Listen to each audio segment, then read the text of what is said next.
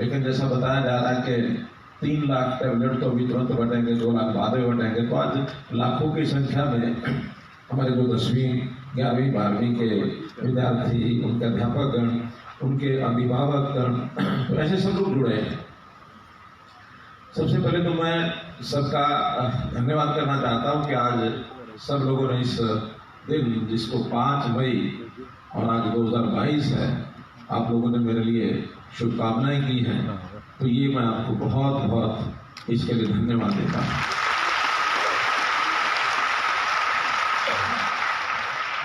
लेकिन आज ही के दिन से जुड़ा हुआ एक प्रश्न सुबह से बहुत लोग मेरे से पूछ रहे हैं और मैं उसका उत्तर दे नहीं पा रहा हूं। सही मायने में तो मैं उसका उत्तर जानता भी नहीं हूं, लेकिन इतना बड़ा जगत आज मेरे साथ जुड़ा है। वो प्रश्न जो मेरे से पूछा जा रहा है, वो प्रश्न मैं आपको करता हूं और आप उसका उत्तर अपने विवेक से दीजिए, गूगल गुरु से दीजिए, किसी अध्यापक से पूछिए। अध्यापक वर्ग भी अगर उस प्रश्न का उत्तर कहीं ठीक से ढूंढ के मुझे बता सकें तो मुझे बहुत बड़ा लाभ होगा। मैं भी जो मेरे से पूछ रहा हूं उनको उसका उत्तर दे पाऊंगा। मेरा जन्म 5 मई 1954 का है और आज 5 मई 2022 है। गणित का हिसाब है, बहुत सब हिसाब लगा सकते हैं कि 68 वर्ष मेरी आयु हो गई है। प्रश्न ये है कि जो मेरा जन्मदिन है, ये 68वां जन्मदिन है कि 69वां जन्मदिन है। अब ये सुबह से एक प्रश्न मेरे दिमाग में घूम रहा है और मुझे पता नहीं, मैं जानकारी भी नहीं रखता हूँ। अभी यहाँ स्टेज से ज्ञानेंद्र जी ने कहा 69वां जन्मदिन, बहुत से संदेश मेरे पास आ रहे हैं 68वां जन्मदिन की बधाई, पोस्टर भी लग गए हैं 68वें के। अभी 69वां है कि 68वां है अभी नहीं पूछता, आप उत्तर की तैयारी करिए। जब ये सारा वार्तालाप बाकी लोगों से हो जाएगा, 10 मिनट के बाद आपसे मैं हाथ खड़े करा के पूछूंगा। आगे चलिए। 70वां मना लो साहब। शिवानी सर हमारे साथ जुड़ रही है पंचकुला से, government girls senior secondary school sector 15 Panchkula. Shivani, आप अपनी बात शुरू कर सकती हैं। मुख्यमंत्री जी से क्या कहना चाहती हैं आप? नमस्ते सर। नमस्कार शिवानी। सर, मेरा नाम शिवानी है। मैं राजकीय कन्या वरिष्ठ माध्यमिक विद्यालय सेक्टर 15 पंचकुला की छात्रा हूँ। आपको जन्मदिन की बहुत बहुत हार्दिक शुभकामनाएं। आप स्वस्थ रहें। धन्यवाद शिवानी। हाँ बोलिए। सर, आपके द्वारा ये जो योजना चलाई गई है, ये हमारे लिए बहुत ही लाभदायक है। इसके लिए मैं आपका बहुत बहुत धन्यवाद करना चाहती हूँ। शिवानी, ये बात तो ठीक है, लेकिन मैं भी एक प्रश्न करना चाह रहा हूँ आपसे। आज आपको ये ट्रिपलेट या तो मिल गया होगा या भी मिल जाएगा। ये जो आज योजना शुरू की जा रही है ई अधिगम, इस योजना से आपको क्या लाभ होगा? आप जानकारी है आपको? Yes sir. बताइए। सर, इस योजना के साथ इसमें मेरी ऑनलाइन और ऑफलाइन दोनों बोर्ड में पढ़ाई होगी और मैं बोर्ड की कक्षा में अच्छे अंक तो प्राप्त करूंगी ही, उसके साथ मैं अच्छे कॉलेज में दाखिला भी लूंगी और राज्य स्तर पर प्रतियोगिता में भाग भी लूंगी। बहुत अच्छा, बहुत अच्छा। इसकी आपको ट्रेनिंग की जरूरत पड़ेगी कि आपने सब सीख लिया इसको कैसे चलाना है? सर, ट्रेनिंग की जरूरत पड़ेगी। ट्रेनिंग की जरूरत पड़ेगी, तो मुझे लगता है कि शिक्षा विभाग ने इस ट्रेनिंग की, बल्कि जिस कंपनी से टेबलेट लिए हैं उनके साथ ये करार कर रखा है कि वो सब आपको वीकली ट्रेनिंग भी दिया करेंगे। Weekly yes sir. टीचर्स के साथ करेंगे, टीचर्स फिर आपको देंगे। बहुत अच्छा, बहुत बढ़िया। बैठिए।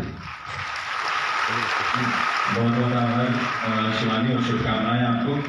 सर, करनाल से government girls model Sanskrit senior secondary school में जो रेलवे रोड पर है, रेलवे रोड पर, वहाँ श्रीमती सुमन लता जी हैं, पीजीटी केमिस्ट्री की अध्यापिका हैं। वो कुछ कहना चाहती हैं, अपनी भावनाओं की व्यक्त करना चाहती हैं। सुमन जी बोलिए। सुमन लता जी।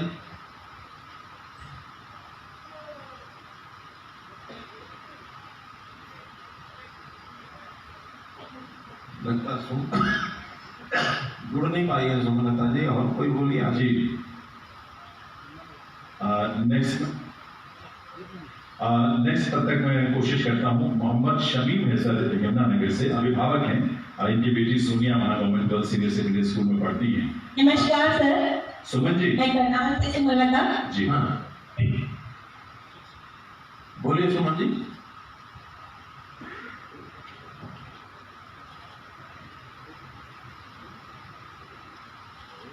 सुमन जी आवाज सुन पा रही है? और आज के शिक्षक अवसर पर जो आपने जी सर सबसे पहले सर आपको जन्मदिन की बहुत बहुत शुभकामनाएं। धन्यवाद। आप स्वस्थ रहे, दीर्घायु हो सर। चलिए। और आपने जो सर प्रश्न किया था पहले उसका जवाब देती मैं कि आप 68 के हुए हैं सर 69 के। नहीं, मैं वर्ष तो मेरे तो सर 68 वर्ष पूरे हुए हैं, वो हिसाब का बना रहे हैं। वैसे हम चाहते हैं कि आप 68 के हो, क्योंकि हमेशा एज कम ही होनी चाहिए। ज्यादा बढ़ती एज से तो थोड़ा सा मैच्योरिटी नहीं फीलिंग आती है। प्रश्न ये नहीं है सुमलता जी, मैंने बताया गणित का हिसाब है ये तो कि मैं 68 का हो गया हूँ, लेकिन ये जन्मदिन कौन सा कहलाएगा, 68वां कहलाएगा कि 69वां कहलाएगा, प्रश्न ये 69 कहलाया जाएगा। ये तो बात बोलिए 69 है आपका जन्मदिन। ये मैं बाद में पूछूंगा, 10 मिनट के बाद जब ये सारा इंटरेक्शन हो जाएगा तब पूछूंगा कितने % क्या बोलते हैं, तब तक जरा और अच्छी प्रकार से अध्ययन कर लेंगे सब। ये अभी इसका विषय नहीं है। अभी तो ये बताइए कि ये जो टेबलेट हम दे रहे हैं, आप इसमें बच्चों का भविष्य ये कैसे देखते हैं? भविष्य में कितना इनको लाभ होगा कि नहीं होगा, इसके बारे में बताइए। सफलता के लिए सर समय के साथ चलना बहुत जरूरी है। और जैसे आज समय की डिमांड है, टेक्नोलॉजी का युग है और सारी स्किल्स जो हैं वो टेक्नोलॉजी के थ्रू ही हम लोग उसको एक्टिवेट कर सकते हैं। तो उसके लिए ये बहुत अच्छा इनिशिएटिव है कि जो हमारे ये बच्चे थे जो इस लाभ से अब तक वंचित थे, जैसे कोविड टाइम में हम लोगों ने देखा है कि जब हम ऑनलाइन जुड़ पाते थे बच्चों से, तो कुछ ही बच्चे हमारे साथ लिंक अप हो पाते थे। अधिकतर बच्चों को प्रॉब्लम थी कि मोबाइल या उनके पास अवेलेबल नहीं था। तो ये सर आपका प्रयास जो है सराहनीय है। इससे जो हमारे गवर्नमेंट में पढ़ने वाले बच्चे हैं, सच में उनके लिए ये एक सपना जैसा हुआ है कि जैसा उनका एक सपना था आकाश को छूने का, तो ये टैबलेट अब पूरा जो ग्लोबल की एजुकेशन है उनके हाथ में आ गई है और वो हाथ से ही ग्लोबल स्टूडेंट बन गए हैं। उनके साथ साथ हम टीचर्स की ग्लोबल स्टूडेंट बन गए हैं, national as well as international. दोनों टीचर हमारी आपस में कन्वर्सेशन होके और बच्चों का इसमें बेस्ट से बेस्ट हम लोग भी कोशिश करेंगे और बच्चों को भी हम ऐसे एजुकेट करेंगे कि वो अपने आप को कि जो ये टैबलेट है इसके थ्रू लिंकअप करके अपना बेस्ट से बेस्ट देंगे, सक्सेसफुल लाइफ है। एक जानकारी मैं और दे रहा हूँ क्योंकि सभी अध्यापक वृंद भी साथ जुड़े हैं। आज 10वीं 11वीं विद्यार्थी के छात्रों को तो टेबलेट दिया ही जा रहा है, इनके साथ 33,000 अध्यापक, उनको भी ये टेबलेट दिया जाएगा। जी सर, हमें भी मिल रहा है, सभी पीजीटी को हमें भी मिल रहा है। उसके लिए हम आपका दिल से आभार व्यक्त करते हैं सर, क्योंकि हम तभी बच्चों को इसके थ्रू पढ़ा पाएंगे जब वो हमारे पास हमारे हाथों में भी होगा। क्योंकि तभी अगर हमारी नॉलेज कंप्लीट होगी तो हम उनको अच्छे से उस चीज के बारे में नॉलेज दे सकते। चलिए आगे जी सर। जी बहुत बहुत आभार सुमलता जी, बहुत बहुत आभार। सर यमुनानगर से मोहम्मद शमीम है, इनकी बेटी सोनिया वहाँ government girls senior secondary school में पढ़ती हैं, उनसे बात करना चाहते हैं। अभिभावक हैं मोहम्मद शमीम। जी शमीम साहब। जी शमीम साहब बोलिए। हमारे परिवार की तरफ से आपको बहुत बहुत आपके जन्मदिन की मुबारकबाद। धन्यवाद। तो और कुछ कहना है आपको? हाँ कहना है सर, आपने जो हरियाणा सरकार ने जो ये कदम उठाया है हमारे बच्चों के लिए, इस कदम की हम बहुत सराहना करते हैं और बहुत बड़ा कदम है ये, किसी भी प्रदेश की सरकार ने नहीं लिया जो आपने कर दिखाया है। चलिए बहुत अच्छा है। अब एक चिंता जरूर आपको हुई होगी कि हम टेबलेट तो फ्री दे रहे हैं, लेकिन हम टेबलेट को जब लगातार उपयोग करेंगे तो इसमें इंटरनेट का जो डाटा है उसकी भी आवश्यकता पड़ेगी और वो डाटा नहीं सर, मैं बता रहा हूँ डाटा जरूर तो पड़ेगी, लेकिन आपको ये जानकारी है ना कि हमने इसके साथ डाटा जो फ्री दिया है, डाटा कोई पैसा आपको नहीं करना पड़ेगा, फ्री मिलेगा आपको। जी सर, इसकी जानकारी है। हाँ। ये हमारी हरियाणा सरकार ने सभी विद्यार्थियों के लिए किया है। हाँ, तो इसके बारे में आपका क्या कहना है? फ्री दे देना चाहिए ना, पैसे तो नहीं लेने चाहिए, पैसे तो नहीं लेने चाहिए। नहीं नहीं, पैसे निकाल सर, आप जैसी सरकार हमारे साथ है तो हमें पैसे की क्या जरूरत है? हाँ, पैसे तो आपके हमारे एक ही जैसे हैं। एक ही है जी।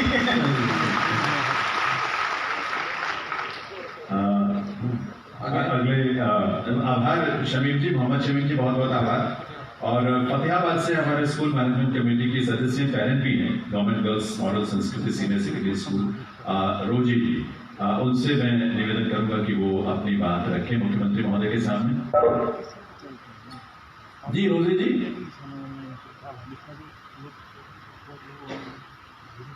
रोजी जी आवाज आ रही है?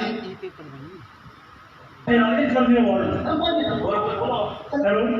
जी हेलो सर, आवाज आ रही है आपको? हाँ रोजी जी, हाँ रोजी बोले। हाँ जी, माननीय मुख्यमंत्री जी नमस्कार जी। नमस्कार सर जी। ये श्री रोजी है कि श्रीमती रोजी है? श्री रोजी श्री रोजी है। अच्छे सर जी, नाम तो कुछ ऐसे ही लग रहा था। चलिए बोलिए बोलिए। सर जी सबसे पहले तो आपका जन्मदिन की हार्दिक शुभकामनाएं सर जी। धन्यवाद सर। हम राजकीय कन्या वरिष्ठ माध्यमिक स्कूल के टीएमसी के वो सदस्य हैं सर। आपके एसएमसी है, ये सीएमसी नहीं है, ये सीएमसी बोला सर। अच्छा सीएमसी बोला, एसएमसी सर। हाँ तो आपने सीएमसी बोला, ये एसएमसी है। तो एसएमसी सर कितने कितने मेंबर हैं एसएमसी में? सर 28 है जी। 28 मेंबर है। तो ये जो 28 मेंबर हैं, इनका भी कोई योगदान रहेगा इसमें कि हमने सब क्या क्या योगदान करेंगे एसएमसी वाले लोग? सर इसमें जितनी भी संभव कोशिशें होगी हम करेंगे सर जी। जैसे चार्जिंग पॉइंट लगाना या लाइट के जैसे जो भी होगी हम करेंगे सर। सोलर सिस्टम वगैरह जो भी होगा करेंगे, क्योंकि चार्जिंग की जरूरत पड़ेगी घर में, वो व्यवस्था अपने को देनी होगी। और ये वो सब करेंगे। घर में ये उपयोग करते हैं कि नहीं करते हैं? आप भले ही टेबलेट नहीं जानते होंगे, लेकिन कम से कम निगरानी तो रख सकते होंगे ना कि ये सब बच्चे इसका टेबलेट का घर में उपयोग भी करें। क्योंकि अब ये क्लासरूम ऐसा हो गया, ये अपने हाथ में आ गया। स्कूल का कमरा क्लासरूम नहीं है, अब तो अपने हाथ में क्लासरूम है, जहाँ जाएंगे वहीं खोल के बैठेंगे। इसलिए इसका उपयोग कर रहे हैं कि नहीं कर रहे हैं, ये जिम्मेवारी एसएमसी के जो मेंबर्स हैं उन्हीं को बतानी होगी, सभी पेरेंट्स को, सभी उनके जो अभिभावक हैं उनको। ठीक है ना? चलिए ठीक है सर। धन्यवाद धन्यवाद। बहुत बहुत आभार, बहुत बहुत शिरू जी।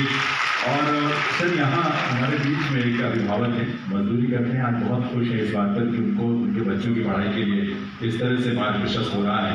सतीश इनका नाम है और इनका बेटा 12वीं में गवर्नमेंट जो राजकीय वरिष्ठ माध्यमिक विद्यालय भिवानी रोड पर है वहाँ। हाँ अच्छा, आप ही का नाम सतीश है ना? तो आप क्या कहना चाहते हैं आज? इनको दे दो जरा। अच्छा माइक्रोफोन एक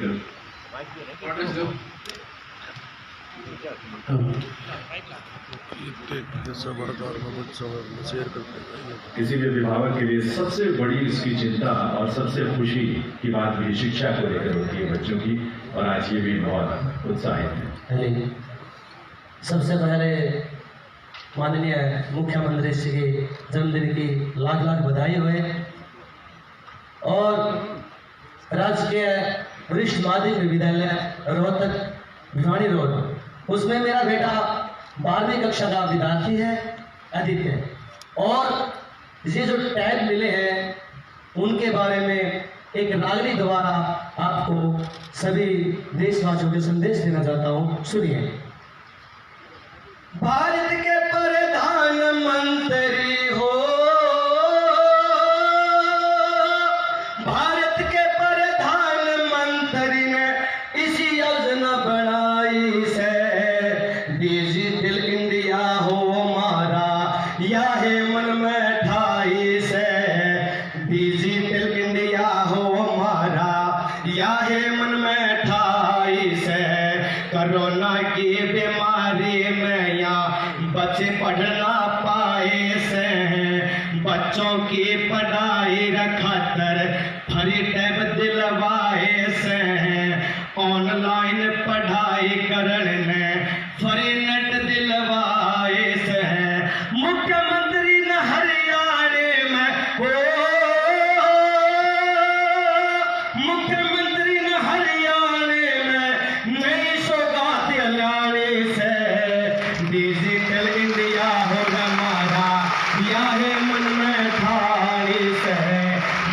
पिता इस योजना का पूरा लाभ उठावेंगे। सालाना 3500 का खर्चा इससे राहत पावेंगे। प्रधानमंत्री के सपने को मिलकर सफल बनावेंगे। प्रधानमंत्री के सपने को मिलकर सफल बनावेंगे। हमारे बच्चों का विकास होगा, ये रे रे रे रे रे रे। हमारे बच्चों का विकास होगा सतीश ने बिठानी से। डिजिटल हो भारत हमारा, या है मन मठानी से। भारत के प्रधानमंत्री ने इसी स्कीम चलाई से। डिजिटल इंडिया हो हमारा, या है मन में ठानी से। धन्यवाद। जय हरियाणा। बहुत बहुत धन्यवाद, बहुत उत्तम, बहुत आपका बहुत बहुत धन्यवाद। सभी प्रतिनिधि अध्यापकगण, मंत्रीगण आए सभी को मेरी तरफ से नमस्कार। जी, जय हिंद, जय भारत, जय जी हरियाणा। सतीश जी, बहुत बहुत आभार आपका और सभी के लिए बहुत सारी शुभकामनाएं। बहुत बहुत आभार मुख्यमंत्री महोदय का कि जो उन्होंने इतना समय और स्नेह दिया। प्रदेश भर में जो हमारे अलग अलग केंद्रों पर बच्चे हैं उनसे बात किए, अभिभावक से, मेंबर्स से या सबसे बात किए, अध्यापकों से। अब ये समय है जब मैं अलग अलग ग्रुप में नहीं, मेरे वाले बात तो रहेगी। अच्छा अब मैं आपसे उस प्रश्न का उत्तर पूछता हूँ, क्योंकि अभी तक तो जो बैठे थे दूर दूर से लोग, अब वहाँ से सबसे पूछना संभव नहीं है, उनकी काउंटिंग करना भी संभव नहीं है। वहाँ के जो आयोजनकर्ता हैं अपने अपने विद्यालयों में ये सब कार्यक्रम कर रहे हैं, वहाँ उसकी संख्या जैसे मैं पूछ रहा हूँ वैसे बाद में लेनी हो तो ले लेना। अभी मैं हाथ खड़े कराऊंगा, इस विशाल कक्ष में जितने भी लोग बैठे हैं, चाहे वो मंच पर हैं, चाहे सामने अभिभावकगण हैं, अध्यापकगण हैं, वाइस चांसलर तक बैठे हैं, पीछे छात्र, ऊपर भी सब छात्र हैं, तो जिनका ये विश्वास है कि ये 69वां जन्म दिवस है, 69वां, वो जरा हाथ खड़े करो।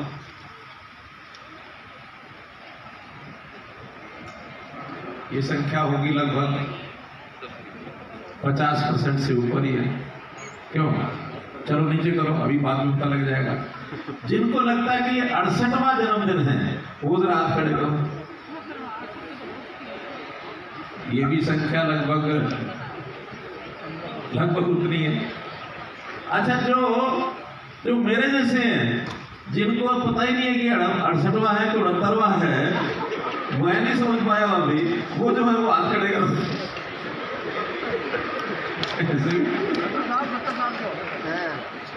अभी आज की पहेली, इस पहेली को आप सुलझाइए, सुलझा करके इसको खोज करिए और खोज करके और अपने, मैं और तो क्या कहूँ, शिक्षा विभाग को सब अपने अध्यापक, मुख्याध्यापक उनको बताइए और वो संकलन करेंगे।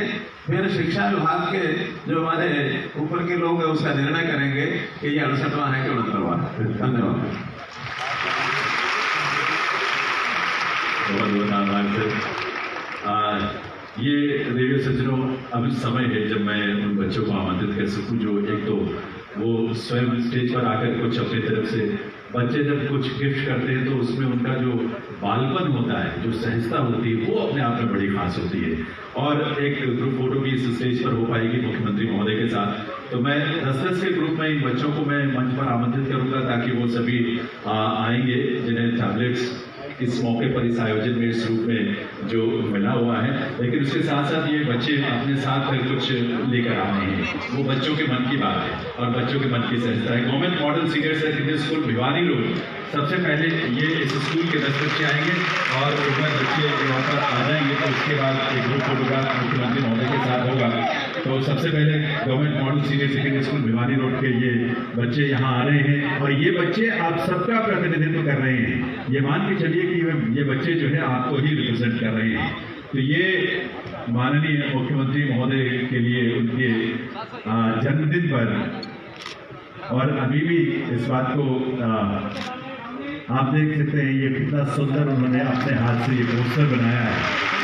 आपको और भी खूबसूरत ये दिखाई देगा।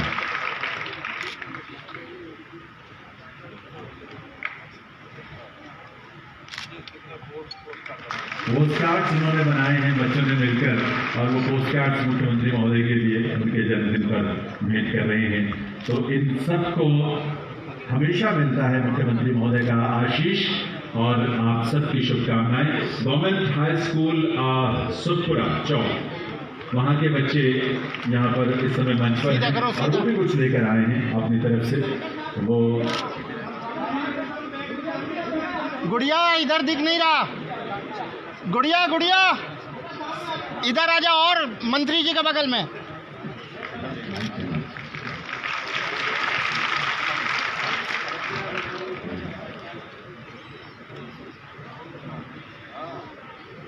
दरअसल ये बच्चे, अब हर एक बच्चा तो आकर वही बात बोलेगा तो उसमें समय उस तरह से नहीं संभव हो पाएगा, लेकिन ये मानिए कि एक बच्चा जब अपनी तरफ से मुख्यमंत्री महोदय के लिए अपना आभार व्यक्त करता है और अपनी शुभकामनाएं देता है, दिल से देता है, तो वो आप सबका वो प्रतिनिधित्व कर रहा है। गवर्नमेंट हाई स्कूल सुखपुरा से, उसके बाद government girls senior secondary school Hisar road के भी बच्चे हैं जो इस समय ये सभी स्कूलों में ग्रुप में हमारे 6 स्कूल हैं इस तरह के जो बारी बारी से आएंगे और सभी स्टेज पर ही रुकेंगे और उसके बाद एक ग्रुप फोटो होगी सभी बच्चों के साथ। और आपको ये भी मालूम है कि हॉल में भी बाद में मुख्यमंत्री महोदय आपके बीच पहुंचेंगे एक ग्रुप फोटोग्राफ सभी के साथ होने के लिए।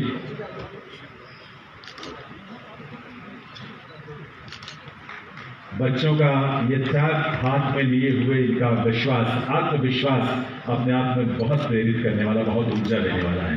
Government senior secondary school Gandhinagar के भी बच्चे यहाँ इस आयोजन में मंच पर पधारेंगे और उस समय पधार कर वो मुख्यमंत्री महोदय का आभार, शुभकामनाएं अपनी तरफ से पोस्ट कार्ड्स बहुत सारे बच्चों ने बनाए हैं।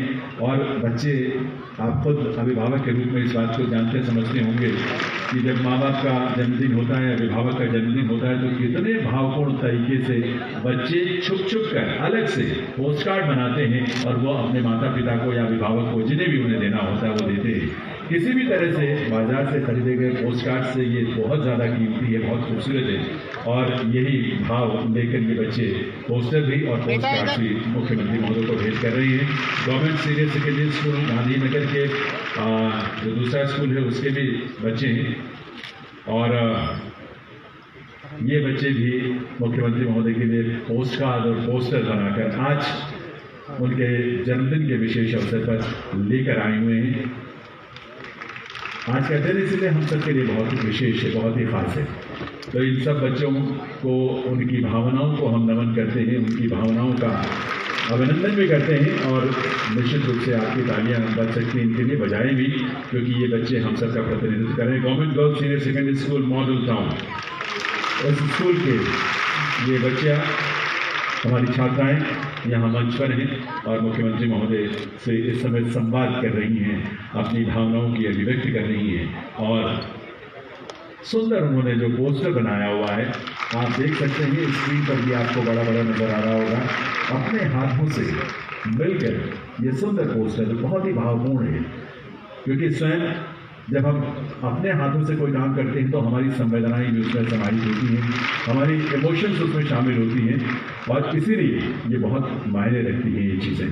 तो ये सभी बच्चे जिनके लिए जो निर्धारित जगह है वो जगह है और अब मुख्यमंत्री महोदय, माननीय शिक्षा मंत्री महोदय, माननीय एडिशनल चीफ सेक्रेटरी साहब, डायरेक्टर जनरल साहब, ये सभी बच्चों के बीच में हैं और डायरेक्टर प्राथमिक शिक्षा और हमारे माननीय उपायुक्त, ये सभी ग्रुप फोटोग्राफ एक बार मिलकर आइए करतल ध्वनि से इस मौन को अपनी भावनाओं से हम भर दें, खुशी से, उल्लास से, ऊर्जा से, अपनी तालियों के साथ इन सब के लिए और हम सब के लिए बहुत सारी शुभकामनाएं।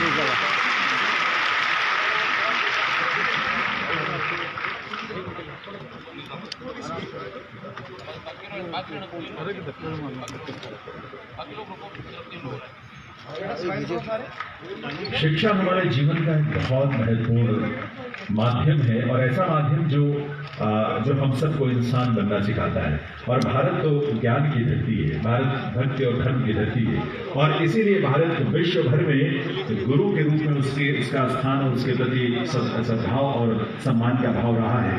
और वो ज्ञान ही है जो शिक्षा के माध्यम से ज्ञान हम अर्जित करते हैं। और भारतीय परंपरा में शिक्षा की पद्धति और शिक्षा के ज्ञान का जो माध्यम है वो कितना महत्वपूर्ण है, ये आप सब बेहतर जानते हैं, क्योंकि आप सब शिक्षा के जगत से जुड़े हुए हैं। और शिक्षा किस तरह से किसी समाज के लिए, देश के लिए या व्यक्ति के स्वयं के लिए बहुत ही महत्वपूर्ण भूमिका निभाती है।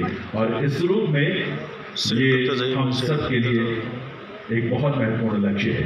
तो इन सभी बच्चों का हम आभार व्यक्त करते हैं और इन सभी बच्चों से निवेदन करेंगे कि आप आराम से, आप जैसे आए थे उसी तरह से 2 हिस्से में आप बाईं और दाईं तरफ से यहाँ से प्रस्थान करेंगे और अपनी अपनी जगह जाकर बैठेंगे। आपने जो संवेदनाएं, जो भावनाएं व्यक्त की है, जो शुभकामनाएं दी है मुख्यमंत्री महोदय के लिए, वो उसमें हम सब की भावनाएं समाहित हैं और वो सच्चे दिल से, सच्चे मन से की गई प्रार्थना है आप सबकी। उस बात के लिए हम सबको विश्वास है। देवी सज्जनों, एक बहुत ही सादगी भरे व्यक्तित्व वाले, सच्चाई जिनके व्यक्तित्व का एक मूल आधार है और समर्पण जो हम सबको प्रेरित करता है, ऐसे माननीय मुख्यमंत्री महोदय से मैं करबद्ध प्रार्थना करूंगा। यह अवसर है जब उनका मार्गदर्शन भी हम सबको मिले, यह अवसर है जब उनका आशीष भी हम सबको मिले। यहाँ सिर्फ यहाँ नहीं बल्कि प्रदेश भर के 119 स्थलों पर जो कार्यक्रम चल रहा है, वहाँ से सभी जगह से विद्यार्थी, छात्र छात्राएं, अभिभावक सब हमसे जुड़े हैं। माननीय मुख्यमंत्री महोदय से मैं निवेदन करूंगा, करबद्ध प्रार्थना करूंगा कि इस अवसर पर अपने संदेश के लिए, अपने मार्गदर्शन के लिए और अपने उद्बोधन के लिए बधाई। एक बार करतल ध्वनि के साथ आइए पुनः अभिनंदन करें, वंदन करें उस विभूति का जिन्होंने हम सब का मान और गौरव बढ़ाया है, हम सबको अपना आशीष दिया है। आज भी मिलेगा आशीष।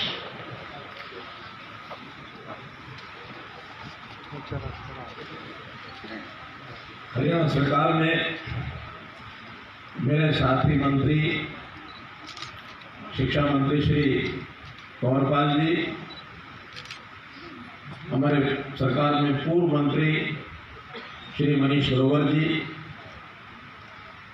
रोहतक नगर के हमारे मेयर श्री मनमोहन गोयल जी, श्री जिला अध्यक्ष Shri Ajay Bansal ji, ACS school education Shri Mahavir Singh ji, director secondary education Shri J Ganeshan ji, director elementary education Shri Anshar Singh ji, vice chancellor MDU doctor Rajveer Singh जी,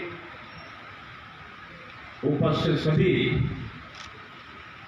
आज बड़ी संख्या में यहाँ छात्र छात्राएं जो उपस्थित हैं, उनके अभिभावकगण, अध्यापकगण, अन्य अधिकारीगण, उपस्थित सज्जनवृंद, पत्रकार सहायता मित्रों, जैसा हम जानते हैं कि शिक्षा के क्षेत्र में एक बहुत बड़ी एक क्रांति, सूचना की क्रांति, इसकी शुरुआत हो रही है। वैसे तो कोई सामान्य काम जो होता है उसको वो कहते हैं ये काम है, कार्य है, लेकिन जब कोई विशेष काम होता है उसको संज्ञा दी जाती है, एक विशेष कृति है, विशेष प्रकार का कार्य है। और मैं इस आज के सिस्टम को जो आज शुरू करने जा रहे हैं, ये कार्य और कृति में नहीं आता है, बल्कि मैं कहूँगा इस युग की एक क्रांति है, ये क्रांति है, रेवोल्यूशन है। तो एक समय था जब हम बचपन में पढ़ते थे, स्कूल में जाने के लिए पुस्तकों के साथ एक आइटम जो और जुड़ी होती थी, उसका नाम था तख्ती। हमने तख्ती पर लिखा, उसको बार बार पोंछा, फिर उस पर लिखा, पोंछा, लिखा, वही हमारे लिए एक कंप्यूटर होता था। आज उस तख्ती की जगह इस कंप्यूटर ने, टेबलेट ने ले ली है। अब इस टेबलेट पर ही हम सब अभ्यास करेंगे, मिटाएंगे, अभ्यास करेंगे, मिटाएंगे, अभ्यास करेंगे। ये पुराने समय की तख्ती, आज का कंप्यूटर। वो एक समय था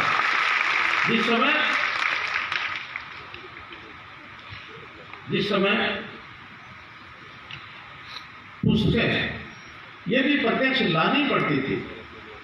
आज पुस्तकों का जो बस्ता है उस बस्ते को लाने की जरूरत नहीं रहेगी। वो सब पुस्तकें ई बुक्स के नाते से हमारी टेबलेट में आ जाएंगी। तो युग का परिवर्तन कितनी कभी सोच भी नहीं सकते थे कि इस प्रकार का युग का परिवर्तन होगा। क्रांतियां कब आती हैं? कई बार क्रांतियों में जब टकराव होता तो युद्ध भी बन जाते हैं। हमने देखा महाभारत का युद्ध। महाभारत के युद्ध में भगवान कृष्ण ने अर्जुन को गीता का संदेश दिया। गीता एक सिद्धांत के रूप में एक ऐसी पुस्तिका बन गई कि जो एटर्नल जिसको हम कह सकते हैं, पूरे विश्व के मानव समाज के काम आने वाला एक ग्रंथ वो एक गीता है, उसका सम्मान है। युद्ध में से गीता निकली। ऐसा ही एक युद्ध पिछले 3 साल में हुआ। और वो युद्ध क्या था? वो था कोविड की महामारी का युद्ध। ये भी बहुत बड़ा संघर्ष था और इसमें से निकल करके आया डिजिटलाइजेशन। डिजिटल जो एक फैक्टर है वो बढ़ना शुरू हुआ और प्रधानमंत्री जी ने इस डिजिटल युग को किस प्रकार से वर्णन किया।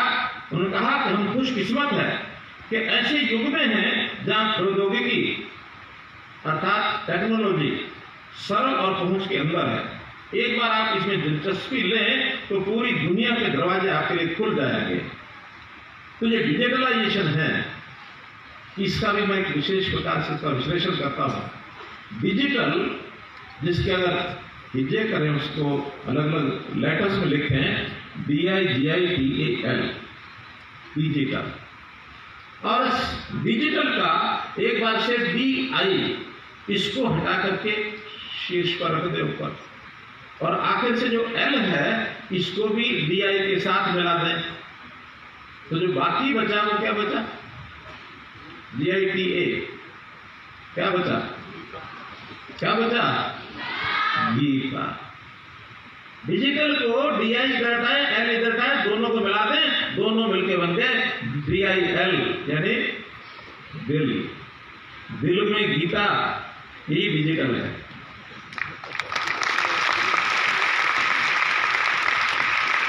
तो उस महाभारत में जो गीता निकली, कोविड में से डिजिटल निकला, और डिजिटल और गीता मैंने बताया दिल के अंदर गीता ये डिजिटल है। तो इस प्रकार से इस टेक्नोलॉजी की स्वरूप को हम आगे बढ़ाते हुए किस प्रकार से कोरोना के समय अनुभव आया। विद्यार्थियों की सबसे बड़ी समस्या है, अगर कोविड का प्रभाव सबसे ज्यादा तो पड़ा हेल्थ पर, स्वास्थ्य का, और अगर उसके बाद सबसे ज्यादा अगर किसी क्षेत्र को पड़ा तो वो था एजुकेशन, बच्चों के एजुकेशन। हमने स्कूल बंद कर दिए और खोलने में भी बाकी गतिविधियां तो जल्दी जल्दी खुल गई, स्कूल तो सबसे आखिर में खुले, और जब सबसे आखिर में खुले तो ये जो प्रभावित शिक्षा हुई उसके लिए नए नए तरीके निकाले गए। क्या? स्कूल का काम घर में पढ़ो, यानी घर के अंदर ही वहीं से अपनी शिक्षा, और मोबाइल से शिक्षा देंगे, ऑनलाइन शिक्षा देंगे। ये सिस्टम ये उसमें से आगे बढ़ करके आया। और जब मोबाइल से शिक्षा प्रारंभ हुई तो बहुत कठिनाइयां उस समय आई, जो वर्णन किया हमारे शिक्षा मंत्री जी ने भी और हमारे एसीएस एजुकेशन ने, कि बच्चों के पास सबका मोबाइल थे भी नहीं, माता पिता की ऐसी स्थिति भी नहीं थी कि हर किसी को और उस प्रकार का मोबाइल वो लेकर के दें। तो ऐसा स्मार्ट मोबाइल का विषय पर कठिनाई आई। जिनके मोबाइल थे भी उनकी भी जो स्क्रीन इतनी छोटी होती थी कि पढ़ने में उनको भी कठिनाई आती थी। तब इसमें से विचार हुआ कि क्या हम इंटरनेट के माध्यम से, आज डिवाइस बहुत आ गई हैं, तो टेबलेट्स की व्यवस्था नहीं कर सकते। उसी में से विचार बना कि हम टेबलेट को उपयोग करके, और जैसे मैंने पहले बताया कि ई बुक्स के माध्यम से यह फुल फ्लेज क्लासरूम, अब स्कूल का जो क्लासरूम होता था वो कमरे के रूप में होता था, आज हमारे हाथ में ये टेबलेट आ गई, हमारा क्लासरूम बन गया, इसमें बच्चे जाके पढ़ेंगे। और मैं फिर आपको सौभाग्य की बात बताता हूं आपके लिए, आज युग ऐसा है जब हमको ये सारी रिसर्च होकर की चीजें यहां तक विज्ञान ने बढ़ा दी विज्ञान का अपना महत्व को इसमें समझ में आता है। हमने अपने जीवन में कंप्यूटर जब देखा था, मैं याद करता हूं उस समय मेरी आयु 42 साल थी, 42 ईयर्स। और जब मैंने मोबाइल देखा वो भी 44 साल की आई थी जब मैंने मोबाइल देखा था। मोबाइल बहुत बड़ा मोटा सा मोबाइल होता था, 250 ग्राम का, 250 ग्राम का, इतना बड़ा भारी होता था।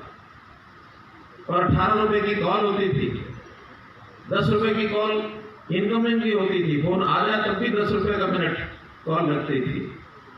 आज कितनी विज्ञान ने तरक्की की है। तो इस विज्ञान की देन है कि हम ऐसी चीजों को बड़ी सुविधाजनक तरीके से कर सकते हैं। इस टेबलेट से विज्ञान के माध्यम से जो पढ़ाई करेंगे तो हम केवल अपनी क्लासरूम तक जुड़े नहीं रहेंगे, हम इसके बाद अपने शहर से, अपने प्रदेश से, अपने देश से, न केवल देश से, दुनिया से भी जुड़ जाते हैं। दुनिया के अंदर कुछ घटनाएं हो रही हैं, सेकेंडों में यहाँ आती हैं। यहाँ कुछ भी अब बोला जा रहा है, सारी दुनिया में कोई भी इसको देख सकता है, सुन सकता है। विज्ञान का इतना महत्व है। और आज विज्ञान के बारे में तो विद्यार्थी 10 साल का विद्यार्थी 5वीं में पढ़ता तब भी उसको पता है विज्ञान क्या है। मैं अपने जीवन की घटना सुनाता हूँ।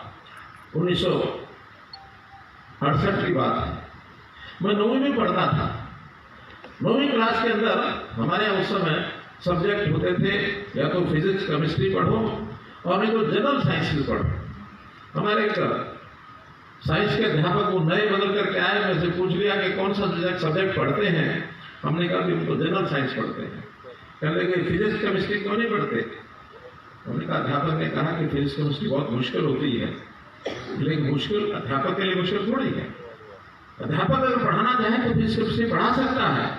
और वो नए अध्यापक आए तो उनका ठीक है मैं पढ़ाऊंगा तुम्हें फिजिक्स केमिस्ट्री। मैंने कहा अंतर क्या होगा? अंतर ये होगा कि जनरल साइंस में तो आप आर्ट्स पढ़ सकते हैं, कॉमर्स पढ़ सकते हैं, साइंस सब्जेक्ट से नहीं पढ़ सकते। तब हमको ज्ञान आया कि फिजिक्स केमिस्ट्री के अंदर भी कोई ना कोई इस प्रकार का लाभ होगा कि हम अपने कैरियर को आगे बढ़ा सकते हैं। ये अलग बात है वो कैरियर बनाते बनाते वो कुछ कारण ऐसे बन गए कि वहां उधर की बजाय इधर आके खड़े हो गए। अभी एक अलग कहानी है वो भी। लेकिन कुल मिलाकर के इस विज्ञान की देन इतनी है कि हम आगे बढ़ने के लिए आज बहुत रास्ते हमारे खुले हुए हैं। तो आज मैं ये कहूंगा कि ये जो टेबलेट का जो सरकारी स्कूलों को दिया गया है, इससे खास करके सरकारी स्कूल के बच्चों को मैं आगे की कल्पना करता हूं कि इतना बड़ा एक अवसर मिलेगा कि प्राइवेट स्कूलों से भी आगे बढ़ जाएंगे। आज प्राइवेट स्कूलों से आगे बढ़ने की क्षमता हमारे अंदर है। और ये जो टेबलेट का आज सारा विषय किया गया है, ये जैसे बताया कि हम हरियाणा के इस सिस्टम में बहुत आगे बढ़ गए हैं। अब ये देश के किसी और प्रदेश में इतना बड़ा अभियान नहीं लिया गया जितना एक साथ 5 लाख किसी एक स्टेट में और टेबलेट्स दिए गए हैं। दिए कुछ प्रदेशों में, किसी ने प्रयोग के रूप में थोड़े स्कूलों में दिए, लाख दिए, 2 लाख दिए, और हमने 5 लाख की व्यवस्था की है। अगले वर्ष इसको और बढ़ा देंगे। जैसा विषय है कि क्या 4 कक्षाओं को देंगे, तो मैं देखिए अगले वर्ष 4 कक्षाएं देंगे, 9वीं 10वीं 11वीं 12वीं। इस बार तो 10वीं 11वीं 12वीं एक और जोड़ है। अभी अगर दुनिया के देशों को हम देखते हैं तो 2-3 देश ऐसे हैं जो इस विषय में बहुत आगे बढ़े हैं। सारी दुनिया में आगे नहीं बढ़ पाई है विद्यार्थियों को इस प्रकार के टेबलेट सिस्टम देने के लिए। दुनिया के देशों में इजराइल, ट्यूनीशिया, फिनलैंड, ये देश ऐसे हैं, छोटे छोटे देश हैं, जिन्होंने अपने विद्यार्थियों को इस लेवल पर पहुंचाया है कि वहां उनके विद्यार्थी इस इंफॉर्मेशन टेक्नोलॉजी के माध्यम से स्टार्टअप जैसी चीजें इतनी ज्यादा कर रहे हैं। छोटे छोटे विद्यार्थी ऐप्स बनाते तरह तरह के, उस ऐप्स का सामाजिक व्यवसायिक कामों में इतना ज्यादा उपयोग हो गया है कि फिनलैंड जो कहते हैं कि उन्होंने तो अपनी सारी इकोनॉमी वो इस IT के ऊपर डिपेंड है। हमारे यहाँ तो कृषि है, उद्योग है, इसके ऊपर हमारी सारी जो इकोनॉमी है वो डेवलप है। कुछ देश ऐसे हैं जहाँ टूरिज्म इतना ज्यादा टूरिज्म के ऊपर डिपेंड है। कुछ देश ऐसे हो गए जो IT के ऊपर डिपेंड हो गए। छोटे छोटे देश IT में बहुत आगे बढ़ रहे हैं और ये अपना सारा वो काम कर रहे हैं। तो इस प्रकार की जो इंफॉर्मेशन टेक्नोलॉजी की संभावनाएं हैं अपार संभावनाएं हैं। इन संभावनाओं को आगे बढ़ाते हुए हम नई एजुकेशन पॉलिसी में, उस नई एजुकेशन पॉलिसी में इसको बड़ा महत्व दे रहे हैं और बहुत छोटे लेवल से, यानी एजुकेशन जो इंफॉर्मेशन आईटी की एजुकेशन है, ये तो और छोटे लेवल की प्राइमरी स्कूल के बाद मिडिल स्कूल में जाते ही उस शिक्षा को हम शुरू करेंगे। तो शिक्षा को शुरू करके और आगे इस प्रकार हम नई एजुकेशन पॉलिसी को लागू करने में हमने तय किया है कि देश भर में नई एजुकेशन पॉलिसी जो घोषित हुई है, देश ने तो टारगेट रखा है 2030 तक इसको लागू करेंगे पूरे तौर पर। हमने हरियाणा में तय किया है कि 2030 दूर है। हम अपनी नई जो एजुकेशन पॉलिसी है, नेशनल एजुकेशन पॉलिसी, इसको 2025 तक ही लागू कर देंगे, 3 साल के अंदर। और जिस यूनिवर्सिटी में हम खड़े हैं उसके अंदर एक और पैरामीटर दिया गया है कि केजी टू पीजी ये शिक्षा का संस्थान एक ही हो। तो मैं प्रसन्नता से व्यक्त कर रहा हूं इस बात को कि सबसे पहला हमारा महर्षि दयानंद यूनिवर्सिटी एमडीयू यहाँ के जो वाइस चांसलर बधाई की बात है कि इसको केजी टू पीजी इस वर्ष से शुरू कर दिया है। इसी प्रकार हमारी कुरुक्षेत्र यूनिवर्सिटी ने भी केजी टू पीजी 2 यूनिवर्सिटी ने एक साथ शुरू किया है। आगे चल करके सभी यूनिवर्सिटीज, अब यूनिवर्सिटी ऐसा नहीं होगा कि प्राइमरी के बच्चों को नहीं पढ़ाएंगे, केवल पोस्ट ग्रेजुएट्स को ही पढ़ाएंगे। केजी से शुरू करेंगे, पोस्ट ग्रेजुएट तक एक ही संस्थान में विद्यार्थी पढ़ेंगे, उसी में से शिक्षा का मूल्यांकन होगा। तो आज शिक्षा का स्तर बढ़ाने के लिए नई राष्ट्रीय शिक्षा नीति, इसके अनुरूप बहुत से विषय उठाए गए हैं। जहाँ तक बजट की बात है, हमारे शिक्षा मंत्री जी ने बताया, हमारे महावीर सिंह जी ने बताया, आज हमारा सबसे ज्यादा बजट उस शिक्षा विभाग का। हमारा बजट 1,70,000 करोड़ रुपए का है। लगभग शिक्षा का 20,000 करोड़ अकेले, 20,000 करोड़ रुपए अकेले शिक्षा पर खर्च कर रहे हैं। और शिक्षा में प्राथमिक शिक्षा, स्कूल, मिडिल शिक्षा, जो सेकेंडरी शिक्षा, हमने 2 अब टास्क फोर्स बनाई है, कह दिया है बनाने के लिए, तो जल्दी उसका फॉर्मेशन हो जाएगा। एक तो स्कूलों का जो इंफ्रास्ट्रक्चर है, उस इंफ्रास्ट्रक्चर में स्कूल की बिल्डिंग है, स्कूल की चारदीवारी है, स्कूल का सड़क है, वहाँ कोई सुंदरता है, स्वच्छता है, इसके लिए एक अलग से टास्क फोर्स रहेगी। पहले स्टेट लेवल पर बनेगी, फिर हर डिस्ट्रिक्ट लेवल पर बनेगी। जितने स्कूल हैं उन सब के रास्ते हैं, पानी है, शौचालय है, स्वच्छता है, ग्रीनरी है, चारदीवारी है, ये काम सबसे पहले कराए जाएंगे हर एक स्कूल का। हम मैपिंग करके सारे काम कराते हैं कि जो ये काम हाथ में पकड़ा सारा काम पूरा कराते हैं। हमने तालाबों का काम अपने हाथ में लिया। उदाहरण के लिए बता रहा हूं, 18,000 तालाब हैं हरियाणा में। इन सब 18,000 अभी 1 मई को हमने उसका यानी शुरुआत की है। एक प्रधानमंत्री जी ने आह्वान किया है सारे देश भर में कि अमृत सरोवर योजना के अंतर्गत सब तालाबों को ठीक कराइए। हमारी योजना पहले से बनी हुई है, इसलिए हमने इस वर्ष की योजना में 1600 तालाब और आगे फिर लगातार बढ़ते बढ़ते 18,000 तालाब एक सिरे से शुरू करके आखिर तक हम करेंगे। हमने एक योजना बनाई थी 1 साल पहले, शिवधाम योजना। उसमें अभी शिवधाम योजना को एक्सप्लेन मैं करता हूँ। कई बार तो लोग कहते हैं ये योजना क्या है, मैंने कहा ये भी बढ़िया योजना, याद रखना चाहिए कि जितने प्रदेश भर में शमशान घाट है, कब्रिस्तान है, उन सबकी व्यवस्थाएं ठीक करना। उसकी सड़क है, वहाँ चारदीवारी है, वहाँ कोई शेड बनाना है, पानी की व्यवस्था करनी है। लोग जब सुंदर जाते हैं, वही एक ऐसा स्थान होता है जहाँ व्यक्ति अपने कर्तव्य पूर्ति के लिए अपनी ड्यूटीज को याद करता है, अपने जीवन को अच्छा करने के लिए सोचता है, उसको थोड़ा सा डर लगने लगता है। वो जगह अच्छी सुंदर होनी चाहिए। स्कूलों का काम हम ले रहे हैं। इन स्कूलों में एक टास्क फोर्स जो मैंने बताया, दूसरी टास्क फोर्स जो स्कूल का फर्नीचर, ड्यूअल बेंच, ये करने की योजना हमने बनाई है। काफी लगभग 70% स्कूलों में बना है। 30% स्कूल ऐसे बचे हैं जिसके अंदर भी ड्यूअल बेंच नहीं है। 1 साल के अंदर अंदर ये ड्यूअल बेंच की पूरी व्यवस्था सब स्कूल, प्राइमरी हो, मिडिल हो, हाई हो, सेकेंडरी स्कूल हो, सब करने के लिए। तो बजट की कोई कमी नहीं है। जहां तक हमारा कौशल विकास आईटी के नाते बढ़ाने की बात है, तो हमने अटल टिकरिंग लैब की तर्ज पर 50 स्टेम लैब की स्थापना करने का ये लक्ष्य किया है। इन लैब में स्किलिंग, आईटी की स्किलिंग बहुत जरूरी है। अगर आईटी की स्किलिंग में पारंगत हमारा विद्यार्थी हो जाता है तो व्यवसाय की दृष्टि से वो बहुत आगे बढ़ता है। हमने विचार किया है कि उसके अंदर 3D प्रिंटिंग है, ड्रोन तकनीक है, आर्टिफिशियल इंटेलिजेंस है, ऑगमेंटेड रियलिटी है, वर्चुअल रियलिटी है, ब्लॉकचेन मैनेजमेंट, इन चीजों का प्रशिक्षण दिया जाए ताकि इसके माध्यम से हमारा विद्यार्थी ये आगे बढ़ जाए। तो ये सब विद्यार्थी इस स्किलिंग के पहले उनकी जो आईटी की ट्रेनिंग है, आईटी का जो शिक्षण है वो बहुत जरूरी है।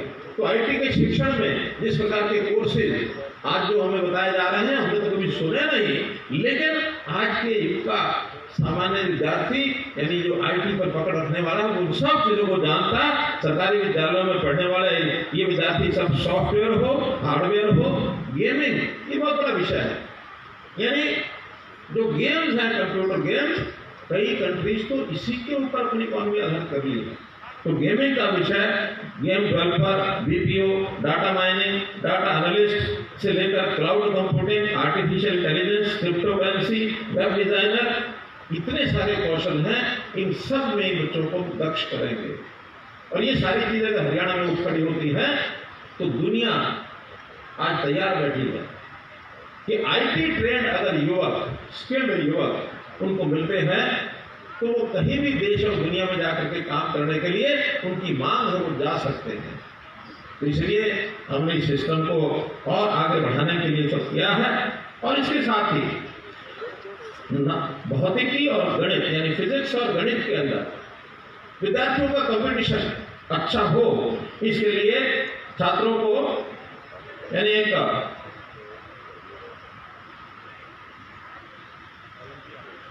क्या करेंगे, ओलंपियाड, विषयवार ओलंपियाड ये शुरू किए जाएंगे ताकि ओलंपियाड में कोई कंपटीशन हो और उस कंपटीशन में वो विद्यार्थी आगे बढ़े और ऐसे विद्यार्थियों को उस सारे सिस्टम में एक स्थान प्राप्त करने के बाद उनको नासा और इसरो जैसी ऐसी संस्थाओं में भी उनको भेजा जाएगा। उनकी बहुत बड़ी डिमांड है कि हमारे यहाँ ऐसे विद्यार्थी जो उस ओलंपियाड में गणित और फिजिक्स के अंदर अच्छे अंक प्राप्त करके आते हैं उनको आप हमारे पास भेजिए। उनको विजिट करने के लिए भी भेजेंगे और वहाँ उनकी डिमांड के हिसाब से उनको वहाँ सहायता भी मिलेगी और उनको काम भी मिलेगा वहाँ। तो इस प्रकार जिला और राज्य स्तर के ऊपर ये जो विषयवार ओलंपियाड होंगे इनको छात्रवृत्ति भी दी जाएगी, पुरस्कार भी दिए जाएंगे। तो एक नया आयाम ये सब जोड़ रहे हैं। हरियाणा का नौजवान सेना में बहुत है, लगभग पूरी सेना का 10% हिस्सा हरियाणा से है, लेकिन अभी हरियाणा सेना में डिफेंस में जो ऑफिसर्स का लेवल है उसमें हमारी संख्या कम है। हम इस ओर भी आगे बढ़ रहे हैं। एनडीए लेवल की जो तैयारी है वो भी उन बच्चों को जो खास करके ये आईटी के अंदर निपुण विद्यार्थी होंगे उनको एनडीए की कोचिंग का ये विशेष प्रबंध करेंगे ताकि सेना में अधिकारी, ऑफिसर ये हमारे सारे ज्यादा से ज्यादा उसका सब जाए। ऑनलाइन शिक्षण से हमारे जो विद्यार्थी है वो अमेरिका जैसे देश, कनाडा जैसे देश, जर्मनी जैसे देश, उनके जो विशिष्ट संस्थान हैं वहां से भी ऑनलाइन शिक्षण प्राप्त कर सकेगा, ऐसा हमारा शिक्षा विभाग की ओर से प्रयत्न चल रहा है। इस ई अधिगम पहल का जो शुरुआत की है सब कामों के लिए एक मील का पत्थर है। इसको शुरुआत कर रहे हैं, निर्णय बहुत जल्दी, कुछ निर्णय 1 साल बाद, कुछ 2 साल बाद ऐसे निर्णय आएंगे कि हरियाणा का युवक पढ़ लिख करके देश में ही नहीं दुनिया में भी जाने के लिए सबसे पहली पसंद ये बनेगा जब हमारे दुनिया के जो लोग हैं आकर के यहाँ विद्यार्थियों को संपर्क करके और उनको शिक्षण के हायर एजुकेशन के नाते या उनके यहाँ व्यवसाय के नाते, प्लेसमेंट के नाते लेकर के जाएंगे। हरियाणा में हमने एक अलग से जो और किसी प्रदेश ने नहीं बनाया है, फॉरेन कोऑपरेशन डिपार्टमेंट बनाया है। फॉरेन कोऑपरेशन डिपार्टमेंट FCD केवल हरियाणा में बना है, दूसरे देशों के साथ सीधा संपर्क। हालांकि ये काम केंद्र सरकार के होते हैं, लेकिन हमें केंद्र सरकार ने अनुमति दे दी है कि फॉरेन कोऑपरेशन डिपार्टमेंट के माध्यम से आप दुनिया के देशों से सीधा संपर्क करके अपने यहाँ से एक्सपोर्ट कर सकते हैं, मैन पावर भेज सकते हैं, स्किलिंग के समझौते कर सकते हैं, IT ट्रेड युवकों को आप विदेश में भेज सकते हैं। ऐसी सब सहायता और केंद्र की ओर से, प्रदेश की ओर से ऐसे युवकों को दी जाएगी। तो ये जो ऑनलाइन का सिस्टम है इसको एक ग्लोबल परिदृश्य हम इसको बच्चों तक पहुंचाएंगे कि किस प्रकार दुनिया के अंदर वो जा सकते हैं और एक कहावत जो नेल्सन मंडेला ने कभी कहा था, नेल्सन मंडेला ने कहा था कि शिक्षा को ऐसे हथियार के रूप में हम प्रयोग करें जिससे सारे संसार को बदलने की ये क्षमता हमारे अंदर आ सके। तो शिक्षा एक हथियार है, इस हथियार को हम छोटा ना समझे, हल्का ना समझे, मजबूती से हथियार को पैनी धार देने का काम हरियाणा सरकार करेगी। और हरियाणा का जो युवक है, वो युवक जो दूध दही का खाना, मजबूत बल जिसके अंदर था, वो जवान भी है, वो किसान भी है। अभी तक जो नारा था जय जवान जय किसान, अब नारा साथ जुड़ेगा जय जवान जय किसान जय विज्ञान, ये भी हरियाणा का नारा साथ जुड़ेगा। तो इस नाते से अपने युवकों को हम आगे बढ़ाएंगे। बहुत बहुत धन्यवाद, बहुत बहुत आभार। बहुत बहुत आभार माननीय मुख्यमंत्री श्री मनोहर लाल जी का। उनका एक एक शब्द हमारे लिए मार्गदर्शन है और माननीय मुख्यमंत्री महोदय ने जो विजन इस प्रदेश में दिया है सरकार के माध्यम से